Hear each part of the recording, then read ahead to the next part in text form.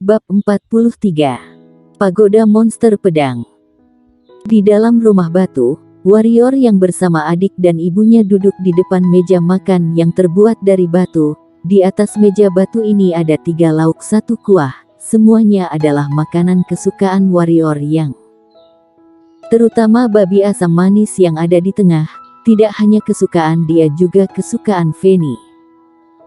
Meskipun Fanny dan dia sangat suka makan babi asam manis, tapi selain perayaan besar, mereka sama sekali tidak ada kesempatan untuk makan. Karena bagi keluarga mereka, makan daging adalah hal yang sangat mewah. "Kakak, ini." Fanny pun mengambil sepotong daging diletakkan ke mangkuk warrior yang, lalu mengambil sepotong daging ke mangkuk ibu, paling terakhir baru mengambil sepotong daging untuknya. Tapi dia tidak langsung menggigit, melainkan mengulurkan lidah menjilati daging ini. Muncul ekspresi yang terlelap dalam rasa ini. "Kamu ini, cepat makan, masih ada banyak kok," kata ibu dengan nada lembut sambil mengelus kepala Fanny. Warrior yang pun merasa sedih. Dalam hati pun muncul rasa bersalah. Jika dirinya memiliki kemampuan, ibu dan Fanny juga tidak perlu hidup menderita.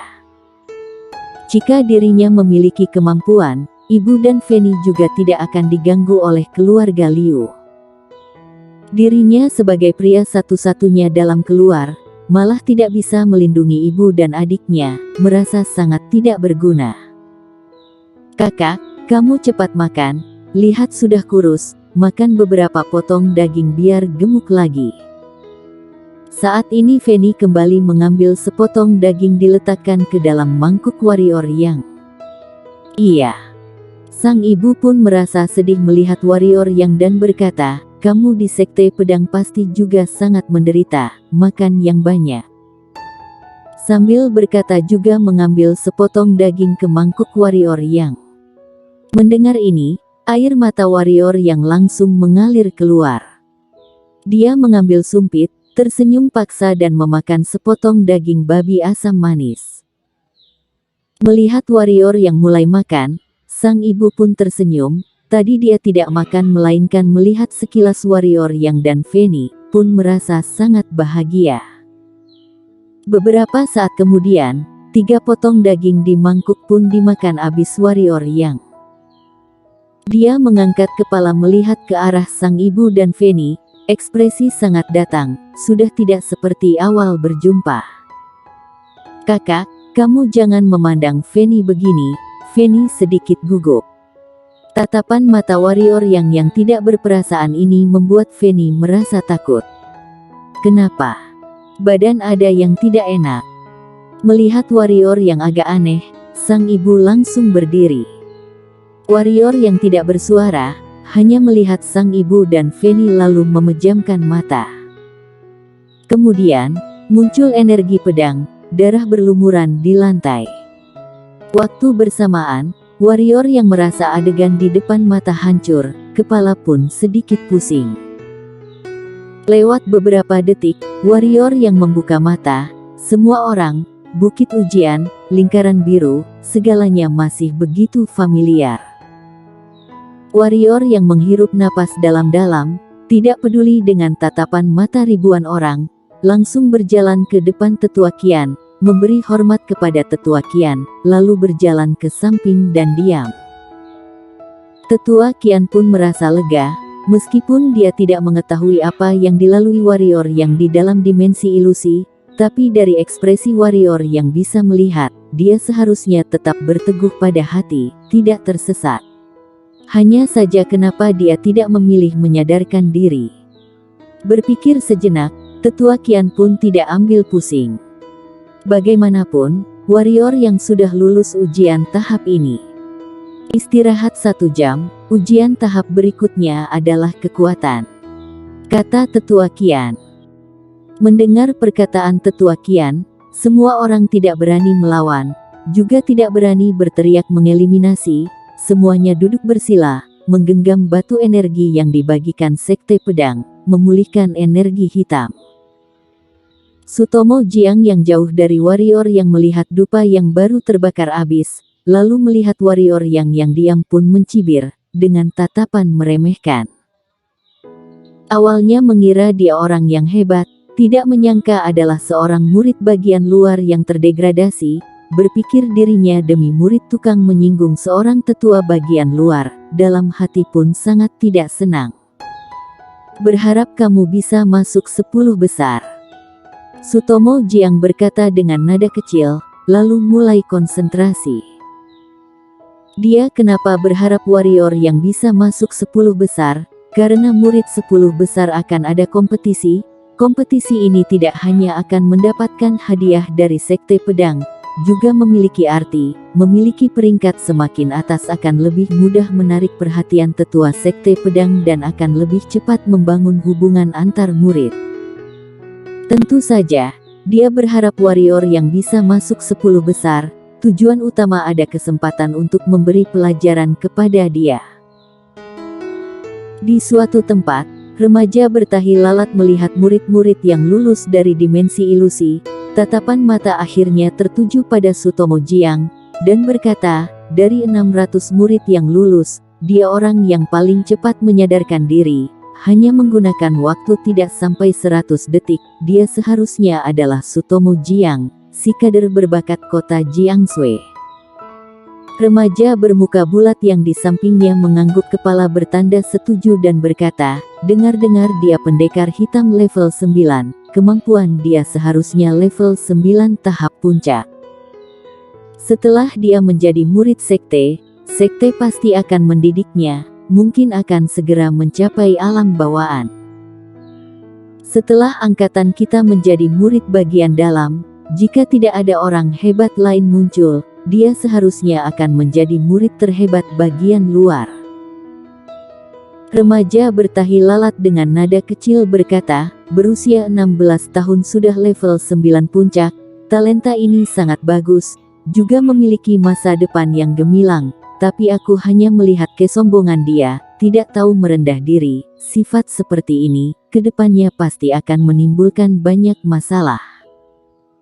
Remaja bermuka bulat tersenyum dan berkata, memiliki kesombongan adalah hal yang wajar. Coba kamu pikirkan, sebelum Fudo muncul, kita juga sangat sombong, tidak memandang orang lain. Meskipun kita sudah mengurangi kesombongan ini, tapi kita tentu tahu jelas, di dalam lubuk hati kita terdalam tetap sangat sombong. Ingin mengubah sikap sombong ini, harus menerima kegagalan. Remaja bertahi lalat mengangguk-angguk kepala lalu melihat warrior yang terdiam sejenak lalu berkata, dia sangat aneh, kamu lihat dia saat sadar, tatapan mata begitu terang, ekspresi tidak ada perubahan. Ini membuktikan bahwa dia masuk ke dimensi ilusi, terus menjaga kekukuhan hati, tapi kenapa dia bisa begitu lama di dalam dimensi ilusi? Mungkin di dimensi ilusi berjumpa dengan gadis cantik. Yang bersuara bukan remaja bermuka bulat, melainkan Yanto Liu yang di belakang mereka selama ini diam. Di saat remaja bertahi lalat dan remaja bermuka bulat membicarakan Sutomo Jiang, dia tidak berani bersuara. Tapi saat membahas warrior yang, dia sudah tidak tahan lagi. Remaja bertahi lalat melihat Yanto Liu dan berkata, sesama murid peringkat murid bagian luar, aku ingatkan, jangan pernah meremehkan musuh. Yanto Liu langsung dengan hormat menganggukkan kepala, dengan ekspresi selalu mengingat kata-kata ini.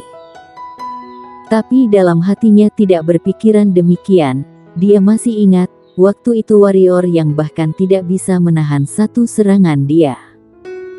Hanya waktu 1 bulan, dia bisa sekuat apa? Paling-paling hanya bisa menahan 2 serangan dia saja. Di lapangan, warrior yang memejamkan mata, dia tidak menyerap batu energi. Jujur saja, semua yang terjadi di dalam dimensi ilusi meninggalkan sedikit pengaruh padanya. Sebelumnya, tujuan utama dia berjuang adalah demi sang ibu dan adik. Di dimensi ilusi bisa muncul sang ibu dan adik yang sudah lama tidak berjumpa. Dia juga merasa sangat kaget. Awalnya dia juga mengetahui ini hanya dimensi ilusi, tapi dia malah tidak ingin begitu cepat menyadarkan diri. Tapi dia mengetahui, pemikiran ini tidak boleh ada. Karena formasi ini hanya termasuk formasi ilusi biasa, jika berjumpa dengan formasi ilusi kelas atas, dia berani lama di dalam, mungkin akan mati. Bisa disimpulkan, kekukuhan seni bela diri dia ada kelemahan. Kelemahan dia ini adalah sang ibu dan adik. Jika masalah ini tidak diselesaikan, maka kedepannya akan menimbulkan masalah lain. Berpikir demikian, warrior yang menghirup napas dalam dan berkata, setelah ujian kali ini berakhir, seharusnya pulang ke rumah. 1 jam pun tanpa sadar berlalu. Saat ini tetua Daren Chao berjalan ke depan hadapan sekitar 1.500 remaja. Melihat 1.500 remaja ini, ekspresi John Feng pun sangat kecewa. Jumlah murid angkatan ini berkurang banyak dari angkatan sebelumnya. Jika tahun depan juga tetap demikian, maka murid bagian luar sekte pedang akan tidak ada penerus. Berharap beberapa murid sekte pedang ini bisa menerobos masuk ke peringkat Qingyun kali ini, jika tidak masa depan sekte pedang sangat mengkhawatirkan. Daren Chao komat kamit sambil melihat 600 remaja yang di bawah panggung. Beberapa saat kemudian, Daren Chao menenangkan suasana hati lalu dengan nada keras berkata, tahap berikutnya, menguji kekuatan tempur, mari ikuti aku. Mendengar ini, semua orang langsung berdiri, mengikuti Daren Chao. Pagoda monster pedang, kata remaja bertahi lalat. Remaja bermuka bulat dengan senyum licik berkata, waktu itu, Fudo menerobos level 20, memecahkan rekor puluhan tahun senior Su, tidak tahu kali ini apakah ada orang yang bisa memecahkan rekor Fudo. Mungkinkah? Tidak tahu siapa berkata ini. Bersambung.